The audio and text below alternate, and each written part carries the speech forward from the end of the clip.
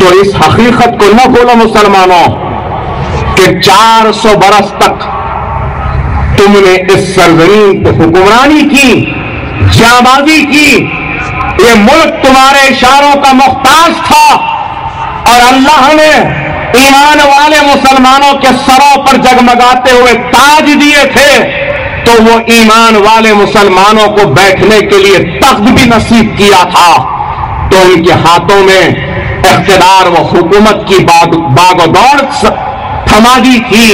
تو اس کی وجہ کیا تھی؟ ارے آج کی تباہی کی وجہ کیا ہے اور اس وقت کی کامیابی کی وجہ کیا ہے؟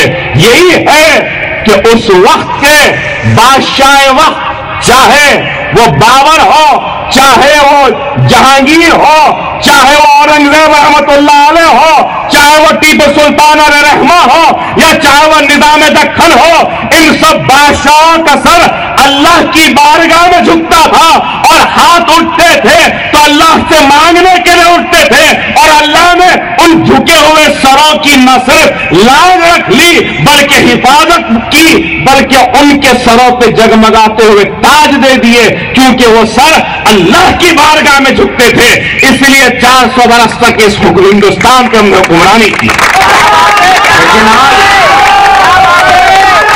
لیکن آج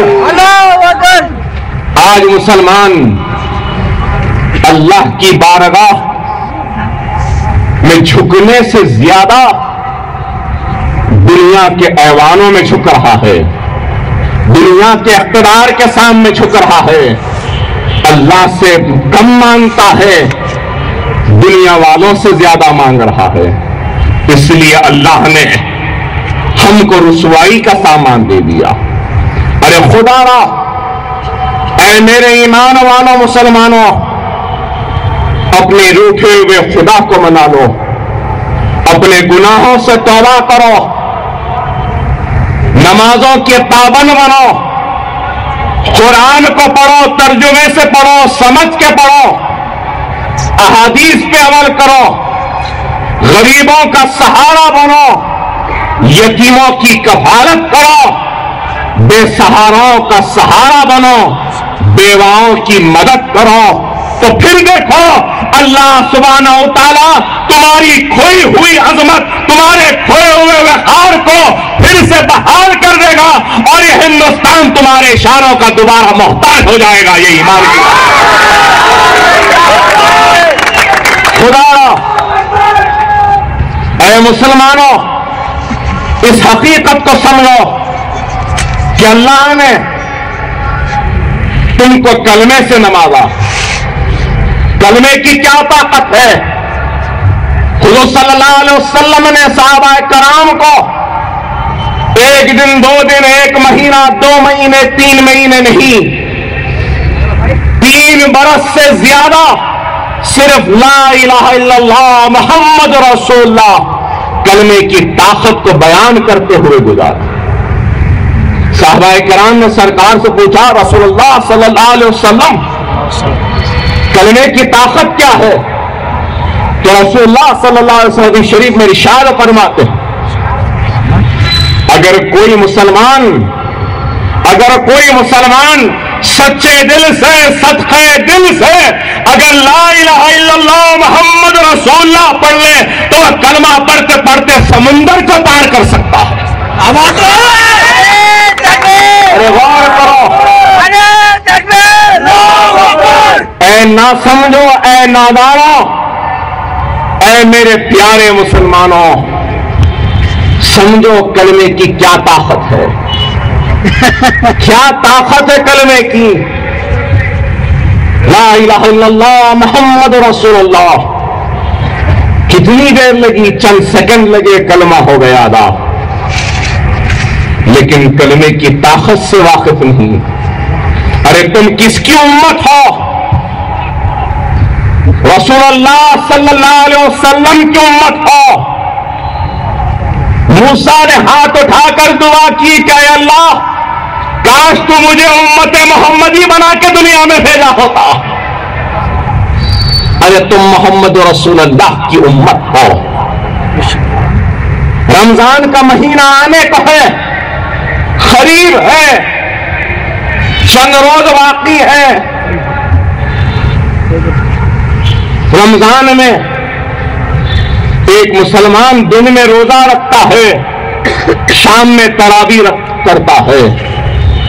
موسیٰ نے اللہ سے گفتگو کرنے کی ضد کی تو اللہ نے کیا حکم دیا؟ موسیٰ سے کہا کہ موسیٰ 40 دن کا روزہ رکھو, اس کے بعد مجھ سے گفتگو کرنے کا شرف حاصل ہوگا. موسیٰ نے 40 دن کا روزہ رکھا, اس کے بعد اللہ سے گفتگو کی, اور جب اللہ سے گفتگو کی تو اللہ اور موسیٰ کے درمیان میں 70,000 پردے تھے. کتنے؟ 70,000 پردے تھے. لیکن ایک امت محمدی کا روزے دار دن میں روزہ رکھتا ہے اور شام میں تراویح کے ذریعے اللہ سے گفتگو کرتا ہے. موسیٰ کو 40 دن کا روزہ رکھنا پڑا. یہاں امت محمدی دن میں روزہ رکھتا ہے, شام میں اللہ سے گفتگو کرتا ہے. وہاں 40,000 پردے تھے. ارے یہاں سرکار کا صدقہ, سرکار کا طفیل کہ سرکار کی امت ہونے کا نتیجہ کہوں گا کہ ایک سرکار کے امتی کا روزے دار جب روزہ کھولتا ہے تو اس روزے دار اور اللہ کے درمیان میں ایک بھی پردہ نہیں ہوتا. وہاں موسیٰ نے گفتگو کی تھی تو 70,000 پردے تھے. ارے یہ ہے آپ اور ہم, یہ ہے آپ اور ہمارا مقام. پھر بھی ہم ہیں کہ اپنے مقام کو سمجھنا نہیں چاہتے. ارے اللہ مدد کرے تو کیسے مدد کرے؟ اللہ قرآن میں ارشاد فرماتا ہے کہ میں اس وقت تک بندے کی مدد نہیں کروں گا جب تک کہ وہ خود اپنی مدد نہیں کرتا. اٹھو مسلمانوں, تم کس کی امت ہو؟ محمد رسول اللہ کی امت ہو. خالق تخلیق ہے, وجہ ہے کائنات. مطلب یہ کہ یہ ساری کائنات جو اللہ نے بنائی ہے تو رسول اللہ صلی اللہ علیہ وسلم کے لیے بنائی ہے, اور اس رسول اللہ صلی اللہ علیہ وسلم کی امت آپ ہیں. ارے غور کرو, ارے اللہ نے مجھے معاف کرو, میں ہو سکتا غلط ہوں, پہلے سے ہی معافی چاہتا ہوں, لیکن یہ ضرور کہوں گا اللہ نے کسی کی بھی امت کو اتنی مہلت نہیں دی ہوگی, اتنے موقع نہیں دیے جتنی کی مہلت وہ موقع رسول اللہ کی امت کو اللہ نے دیے. لیکن پھر بھی ہم ہیں کہ اٹھنا نہیں چاہتے. قرآن ہے تو گھر میں تابدانوں کی زینت بنی ہے. رسول اللہ صلی اللہ علیہ وسلم حدیث شریف میں ارشاد فرماتے ہیں اگر کسی کا دل زنگ کھا جائے تو قرآن پڑھو, قرآن کے تلاوت سے دل کا زنگ کٹے گا, ختم ہوگا قرآن. لیکن آج قرآن گھروں میں محفوظ ہے. معاف کرنا, میں پھر سے معذرت خواہی کے ساتھ کہوں گا, اسلام کیا کہتا ہے؟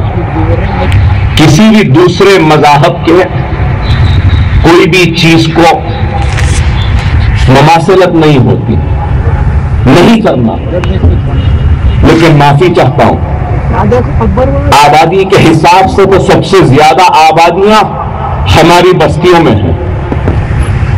افراد خاندان کی تعداد بھی الحمدللہ سب سے زیادہ ہمارے گھروں میں رہتی ہے. سمجھنا نہیں چاہتے, دنیا دنیا دنیا دنیا دنیا بس دنیا ہے. اور اسلام وہ مکمل مذہب کا نام ہے جو یہ کہتا ہے دین و دنیا دونوں کو ساتھ لے کر چلنا. اسلام یہ نہیں کہہ رہا کہ تم دنیا دنیا کہہ کے دین بھول جاؤ. اسلام یہ نہیں کہہ رہا کہ تم دین دین بول کے دنیا بھول جاؤ.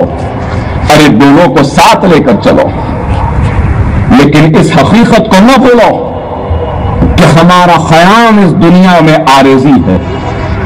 ہمارے ساتھ ہماری دولت